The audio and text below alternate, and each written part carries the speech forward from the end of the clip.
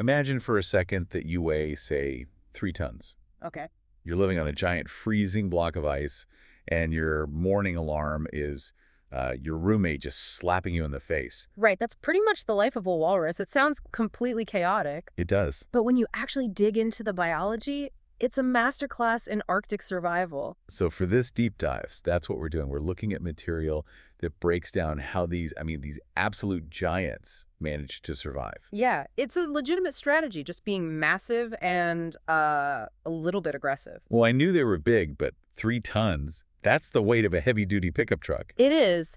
And just think, they're hauling that bulk around on slippery ice, but that bulk is exactly the point. It's the insulation. Exactly. It's all about survival. You need that incredibly thick skin, that massive layer of blubber, just to handle the temperatures. But moving that kind of weight around must take some serious hardware. It does. And that brings us to the tusks. The tusks. I always just assumed they were for showing off or maybe fighting rivals. Oh, they definitely are. A polar bear will absolutely think twice. But that's not even their main purpose. They're more like tools. Oh. Think of them like ice axes. No way. Yeah.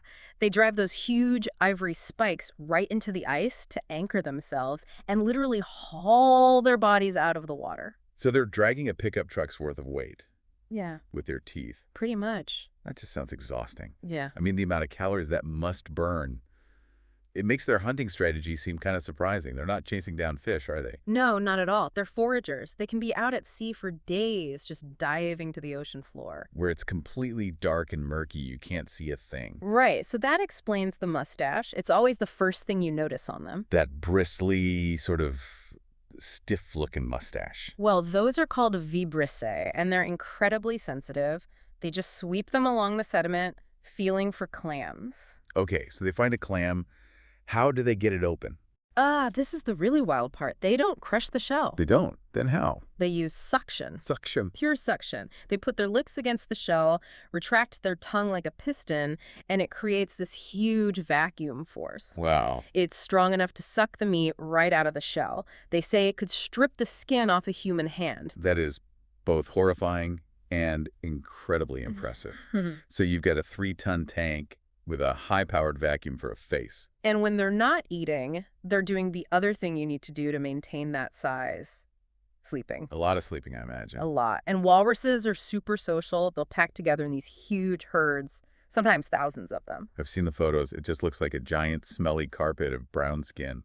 It's very effective for conserving heat, but it creates a logistical nightmare. How so? Because when you're that heavy and that comfortable, you enter this really deep metabolic sleep. You don't wake up easily. So if the herd needs to move, because the tide's coming in, a gentle nudge just doesn't work. This is the part that I found so funny. They don't just roar or something. They slap. They what? It's a chain reaction. One walrus wakes up, realizes it's time to go, and just whacks its neighbor. And then that neighbor wakes up, startled, and slaps the next one. Exactly. It's a slap wave. A ripple of violence just travels through the whole crowd until everyone's awake. That is the most inefficient, incredible alarm clock I've ever heard of. It's crude, but it's probably the only stimulus blunt enough to get through all that blubber in that deep sleep. So it works. It works. Although what's really funny is that half the time, after all the chaos subsides, they just fall back asleep anyway. That feels incredibly relatable. Yeah. So we've got an animal that climbs ice with its teeth, vacuums clams out of their shells, and hits its friends to wake them up. It really challenges our idea of what graceful nature looks like, doesn't it? The walrus is all about blunt force efficiency. It certainly puts my morning routine into perspective. Yeah. Next time I struggle to get out of bed, I'll just be thankful I don't need a 3-ton roommate to slap me awake. Small mercies, right? For sure. Yeah. But here's something to chew on before we go. We tend to think of personal space as this universal need, right?